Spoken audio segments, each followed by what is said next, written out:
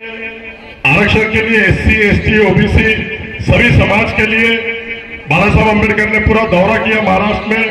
और जैसे उनकी तबीयत खराब हुई, अनेक लोगों ने उनके लिए दुआई की। मैंने भी खुलदाबाद शरीफ में जाकर पूरी टीम के साथ उनके लिए दुआ की, प्रार्थना की और वो बहुत जल्द अच्छे हो गए। मैं उनके लिए एक शेर कहना चाहता हूं, फानूस बन के जिसकी हिफाजत हवा करे, फानूस बन के जिसकी हिफाजत हवा करे, बाबा साहब की क्या क्षमा मुझे जैसा रोशन खुदा करे, खुदा करे, खुदा करे, खुदा करे। आज अंबेडकर नगर में हमारे संदीप भाई, विलास भाई और मंच में बैठे हुए सभी मान्यवर जो बिल डाला, आप लोगों के सामने मैं वादा करता हूं कि जैसे ही मेरे को आप लोग छूट के देता है, सभागृह के अंदर जाके मैं विधान भवन में जाके सबसे पहले वो बिल दाखिल करूंगा और जो जुल्म अत्याचार मुस्लिम समाज के खिलाफ हो रहा, दलित समाज के खिलाफ हो रहा, उसको रोकने का काम करूंगा। और आज मैं अंजली ताई को आप लोग जो सुनने आए आणि म्हणून आता आपण असा निर्णय घेतला की आपल्या पक्षाचा मुस्लिम नेत्याचा चेहरा, आपल्या पक्षाची मुस्लिम लीडरशिप ही पक्ष आपण स्वतः उभे करणार आहोत आणि त्याचा एक महत्वाचा चेहरा अफसरबाई आहे।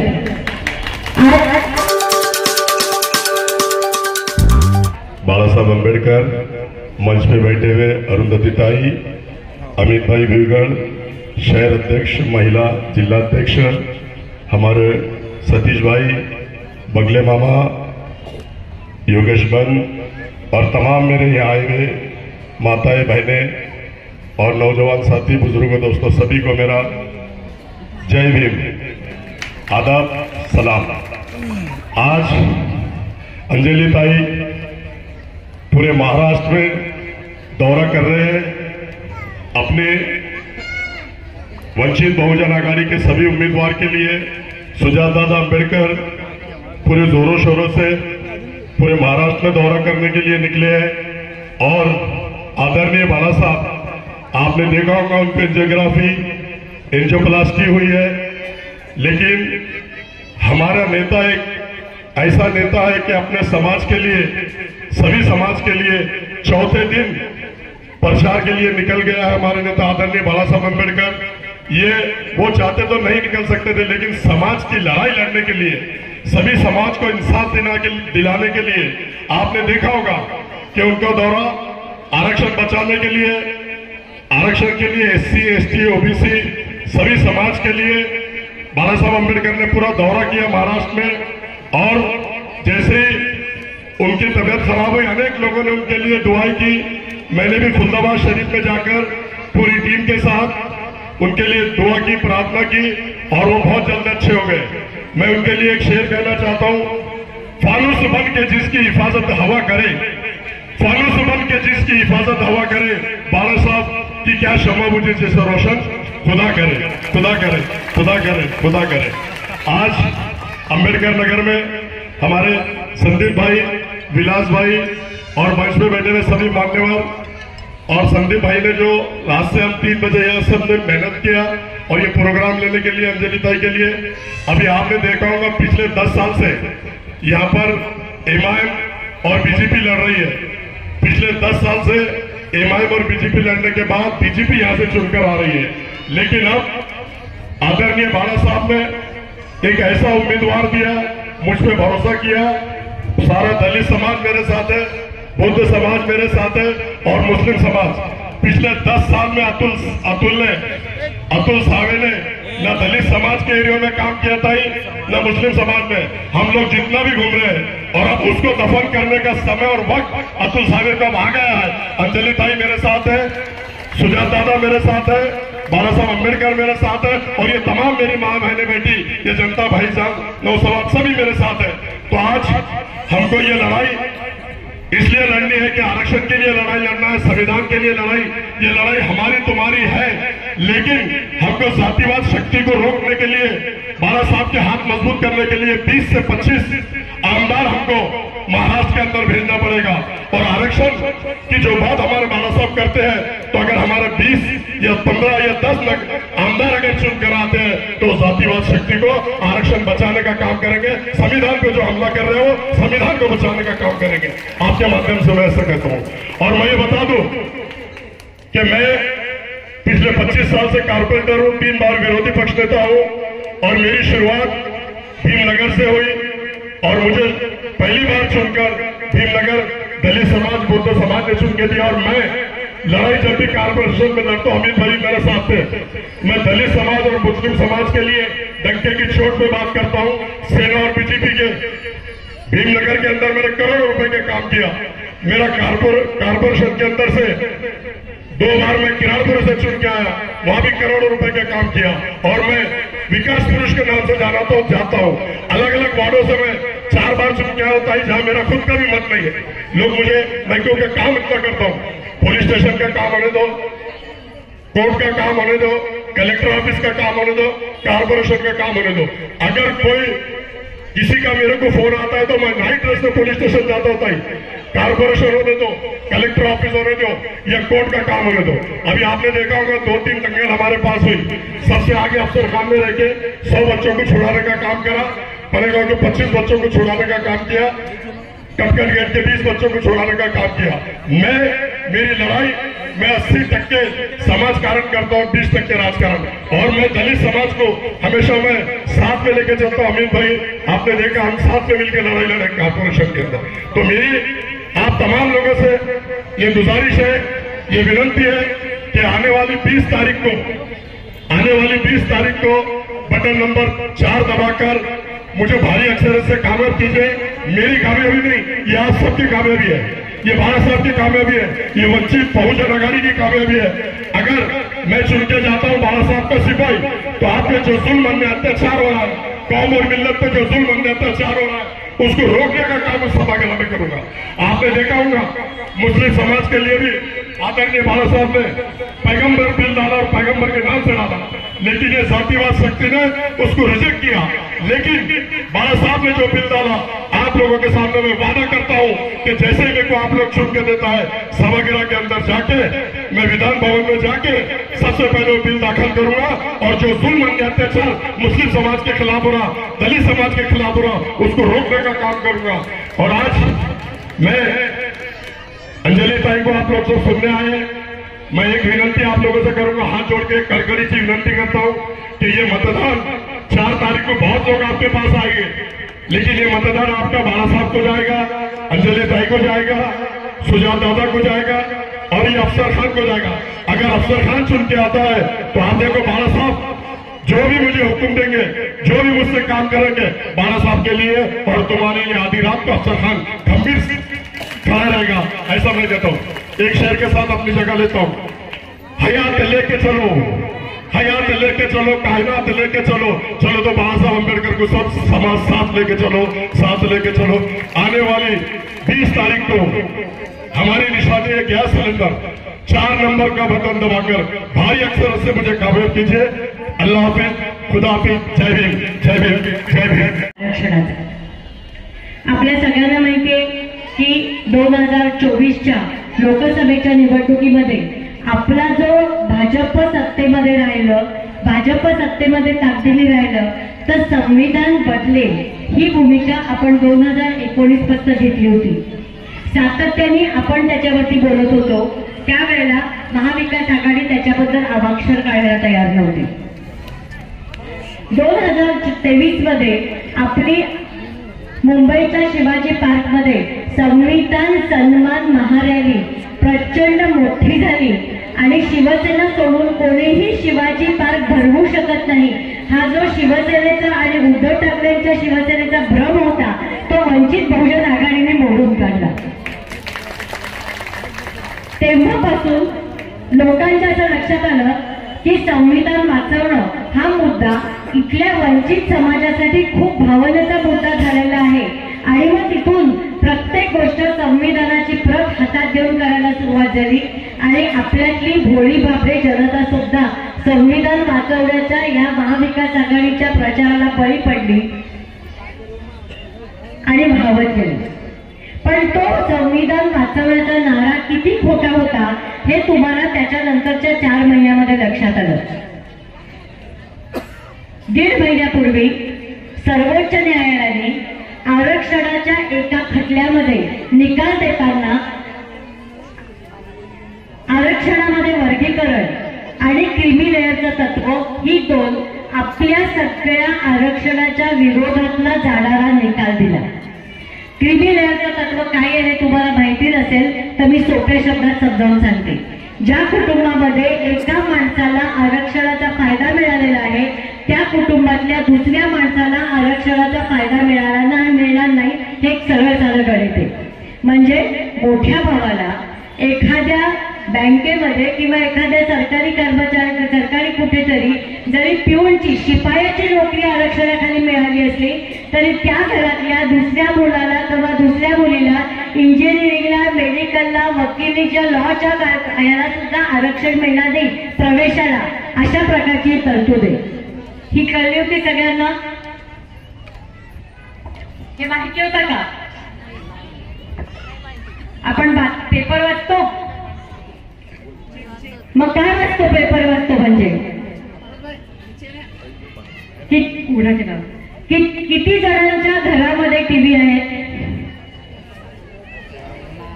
हात वर करा. मी काय हात वर करून ठेवण्याची शिक्षा नाही देते. सगळ्यांच्या घरात टीव्ही आहे. टीव्हीवर काय बघतो? सिरियल. मग बातम्या बघतो तर ज्या बातमीमध्ये अशी बातमी आपल्या लक्षात नाही राहत की ज्याच्यात आपलं आरक्षण चालू आहे. मग सुप्रीम कोर्टाच्या निकालामुळे आपलं आरक्षण जात आहे हे किती लोकांना कळलंय? खरंच कळलंय? कवडीच अंजली त्यांना हात वर करून हवेत पडून हात वर करायचे. हा आरक्षणाचा निकाल सुप्रीम कोर्टाने जरी दिला असला तरी 2 राज्य अशी आहेत ज्यांनी असं म्हटलंय की आम्ही सुप्रीम कोर्टाचं जजमेंट ताबडतोब लागू करू. म्हणजे आम्ही आरक्षणात वर्गीकरण पण आणू आणि आम्ही आरक्षणामध्ये क्लासिफिकेशन क्रीमी लेअर सुद्धा आणू. कुठली 2 राज्य आहेत माहिती आहे कोणाला? तुम्ही बातम्या ऐकता म्हणजे काय करता नक्की? माझ्या मते बातम्या ऐकतच नाही, आपण फक्त सिरियल बघतो.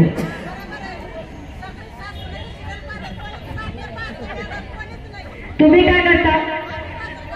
मग काय कुठल्या 2 राज्यांनी लावलंय सुप्रीम कोर्टाचं जजमेंट लागू करू असं म्हटलंय? पुरुष मंडळींनी फक्त बायकांना नाही विचारते. तेलंगणा आणि कर्नाटका ते दादा बातम्या ऐकतात. सुप्रीम कोर्टाचा निकाल आल्यानंतर 24 तासाच्या आत आम्ही सुप्रीम कोर्टाचा निर्णय लागू करू म्हणणारी 2 राज्य भारतामध्ये आहेत. एक कर्नाटक आणि एक तेलंगणा. आता या 2 राज्यांमध्ये सरकार कोणाचं आहे? कर्नाटकात कुठल्या पक्षाचं आहे? दोन्ही राज्यांमध्ये सरकार काँग्रेसचं आहे. बरोबर आहे. म्हणजे काँग्रेसच्या सरकारने म्हटलंय की दलितांच्या आणि आदिवासींच्या विरोधात जाणारं सुप्रीम कोर्टाचं निर्णय आम्ही लागू करू. मी काय बोलते लक्षात येते का येत नाहीये? येतंय. आरक्षण आपल्याला हवंय का नको? आपण इथून सुरुवात करू. आरक्षण हवंय का नको? मला मोठा आवाज निघू शकतो का आरक्षण हवंय? मग ज्या काँग्रेसने आपलं आरक्षण संपवण्याचा निर्णय लागू करण्याची घोषणा केली आहे त्या काँग्रेसला महाराष्ट्रात सत्तेवर बसवायचंय का नाही बसवायचंय? बसवायचंय. काँग्रेसला सत्तेत बसवायचंय. अरे बाबासाहेबांनी आपल्याला दीक्षा देताना आपण प्रबुद्ध व्हावं अशी अपेक्षा केली होती. जरा प्रश्न समजून तर घ्या. आज तेलंगणा आणि कर्नाटकामध्ये दलितांचं आणि आदिवासींचं आरक्षण संपण्याच्या मार्गावर आहे. त्या काँग्रेसला महाराष्ट्रामध्ये आपण सत्तेत बसवणार का? नक्की. काय संविधान वाचवायचं करत जाऊन पुन्हा महाविकास आघाडीला मत देणार? काय करणार? वंचित बहुजन आघाडीला मत देणार आणि फक्त आपलं देणार का इतरांची मतं द्यायला सांगणार? तुम्ही एक लक्षात घ्या.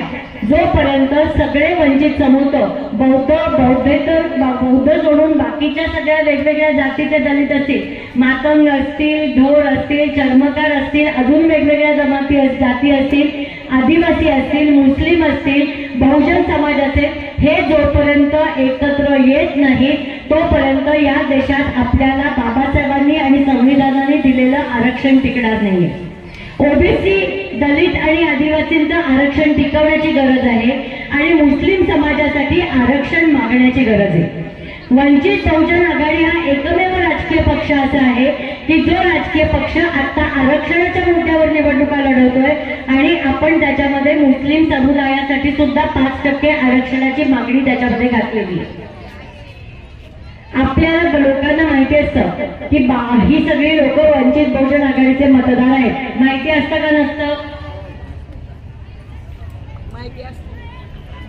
खरंच असतं.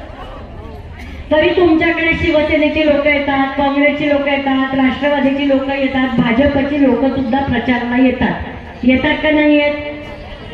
येतात. आणि आपण जातो का इतरांकडे प्रचार करायला? जातो का? नाही जात. आपण आपल्याच वस्तीत राहतो, आपल्याच घरांमध्ये राहतो. दुसऱ्यापर्यंत आपण आपला पक्ष घेऊन पोहोचतच नाही. मग निवडून कसं येणार? आपल्या मतांवरती, फक्त बौद्ध मतांवरती निवडून येणारा एकतरी मतदारसंघ अख्ख्या भारतात आहेत का? कुठेही आपल्याला निवडणुका जिंकायच्या असतील तर मतांची बेरीज करावी लागते. आपल्या बरोबर येऊ शकणारी मतं जोडायची असतात आणि आपल्या बरोबर येऊ शकणारी मतं ही बौद्धेतर दलितांची आहेत, ती आदिवासींची आहेत, ती मुस्लिम समाजाची आहेत. पण आपण त्यांच्याकडे आपला पक्ष घेऊन पोहोचवण्याची गरज आहे.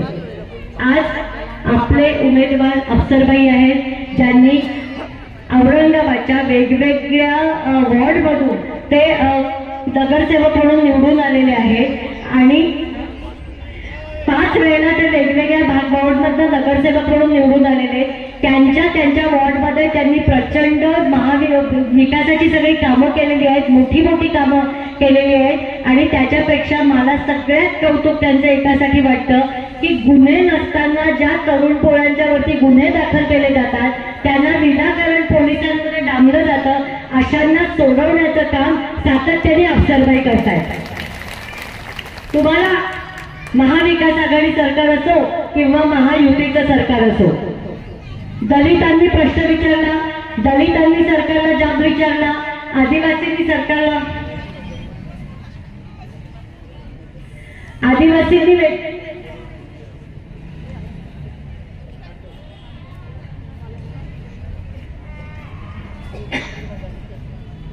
आदिवासी युवकांनी प्रश्न विचारला तर त्यांना नक्षलवादी म्हणून डांबलं जातं. बरोबर आहे? तुम्हाला माहिती आहे भारतातल्या, महाराष्ट्रातल्या अनेक विचारवंतांना नक्षलवादी म्हणून जेव्हा अडकवलं गेलं तेव्हा सरकार कोणाचं होतं? सरकार काँग्रेसचं सरकार होतं. त्यावेळेला आबा पाटील गृहमंत्री होते. त्याच्यानंतर 10 वर्षामध्ये काहीही फरक या परिस्थितीत पडला नाही. त्यामुळे दलितांनी आंदोलन केलं, आदिवासींनी आंदोलन केलं, त्यांनी करप्शन विरुद्ध, भ्रष्टाचाराविरुद्ध आवाज उठवला, त्यांनी त्यांच्या हक्कांच्या मागण्या केल्या, तर त्यांना नक्षलवादी ठरवलं जातं. मुसलमान युवकांनी त्यांच्या हक्कासाठी आंदोलन केलं, त्यांच्या बेरोजगारीबद्दल आवाज उठवला, तर त्यांना देशद्रोही ठरवलं जातं. असे खोटे गुन्हे टाकून तुरुंगात डांबलं पोरांना. एकदा पोरांच्या नावासमोर एखादी कलम लागली की ती पोरं आयुष्यात उठतात.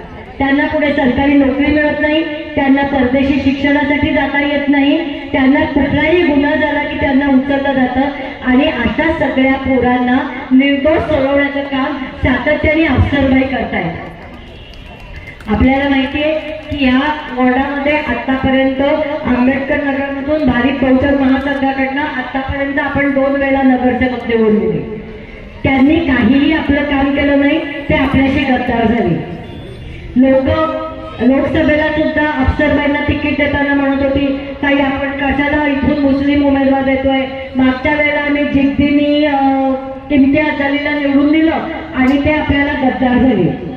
मी त्यावेळेला त्यांना बाळासाहेबांनी सांगितलं होतं की माझी खात्री आहे की अफसरबाई निवडणूक जिंकोत किंवा नाही जिंकोत, ते ताकदीने आपल्याबरोबर राहतील, ते कुठेही जाणार नाही. आणि मागचे 6 महिने आपण पाहिलेलं आहे की लोकसभेमध्ये निवडणुकाचा पराभव पचवावा लागला तरी सुद्धा ते ताठमानेने पक्षाबरोबर आहेत, ते इकडे तिकडे कुठेही जात नाहीये. आपण खूप प्रयोग करून पाहिले. आपले आणि मुस्लिम समाजाचे प्रश्न सारखे आहेत म्हणून आपण मागच्या निवडणुकीला लोकसभेला आपण MIM बरोबर युती केली. अकोल्यातल्या तमाम बौद्धांनी, वंचित बहुजन आघाडीचे बौद्ध असतील, OBC असतील, कुठलेही कार्यकर्ते असतील, त्यांनी एक पैसा न घेता जिद्दीने इम्तियाज जलील यांना निवडून आणण्याचा पूर्ण ताकद लावला प्रयत्न केला. आणि हे कोणी आपले कार्यकर्ते सांगत नाहीये, हे स्वतः ओवासी साहेबांनी एकदा सांगितलं होतं की मला औरंगाबादच्या लोकांकडनं काही त्रास झाला नाही, त्यांनी मी पैसे देऊन केले तरी त्यांनी ठेवून घेतले नाही, त्यांनी जिद्दीने इम्तियाज जलीलला निवडून आणलं. आणि इम्तियाज जलीलने काय केलं, निवडून आणले. विधानसभेच्या वेळेला आपली निवडून येण्याची संधी होती तेव्हा युती तोडली.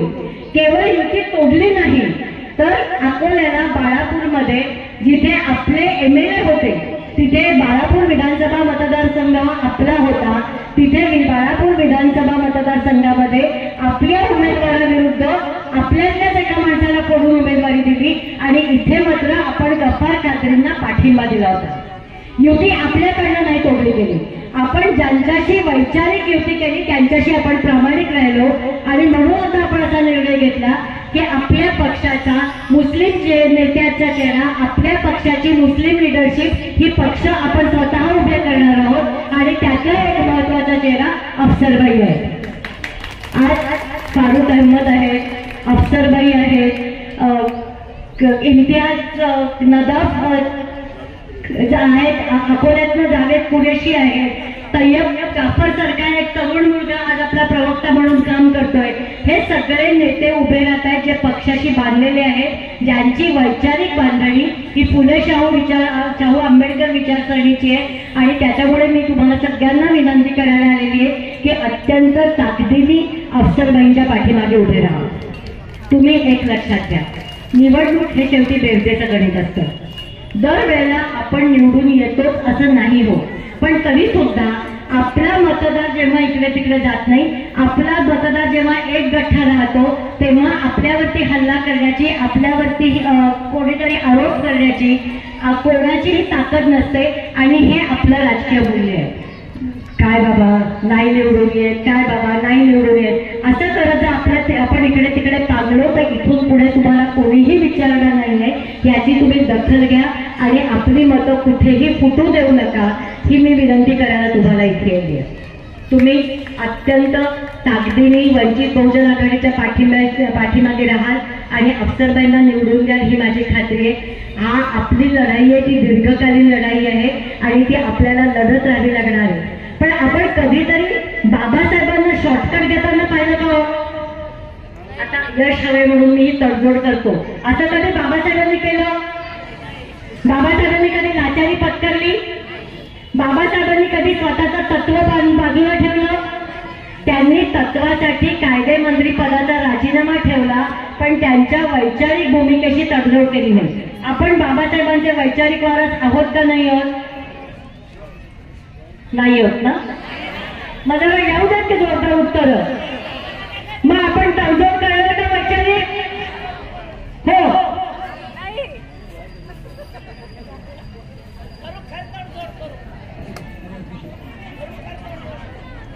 मी विचारलं आपण आपली तत्व बाजूला ठेवून तडजोड करणार का?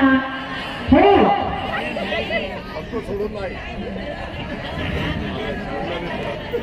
मी प्रश्न असा विचारला की बाबासाहेबांनी आयुष्यात तत्वांची तडजोड केली नाही, मग आपण आपल्या तत्वांची तडजोड करणार का? वंचित बहुजन आघाडीला पाठिंबा देणार, ठामपणाने इतरांच्या मध्ये प्रचार करणार. प्रचाराला आता 4 दिवस राहिले. आज 14 तारीख, 15, 16, 17, 18ला 5 वाजता प्रचार बंद होईल. मी सगळ्या कार्यकर्त्यांना सांगते, सगळ्या लोकांना एक एक एरिया वाटून घ्या. प्रत्येक घरोघरी जाऊन प्रचार करा. प्रत्येक घरापर्यंत आपण पोहोचलं पाहिजे, आपले उमेदवार पोहोचले पाहिजेत. हे काम आपण केलं तर मला खात्री आहे की आपण अकोला पूर्वमध्ये निश्चितपणे आपले आमदार निवडून आणू शकू. सॉरी मी अगदी क्षमा मागते. 1-2 महिने सातत्याने अकोला आणि मागचे 8 दिवस अकोलामुळे अकोला तोडण्यात बसले.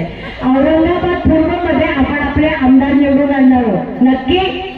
वंचित बहुजन आघाडीचा मी म्हणणार आहे 20 नोव्हेंबर तुम्ही सगळ्यांनी म्हणायचे gas cylinder. 20 November 20 November 20 November. जय भीम.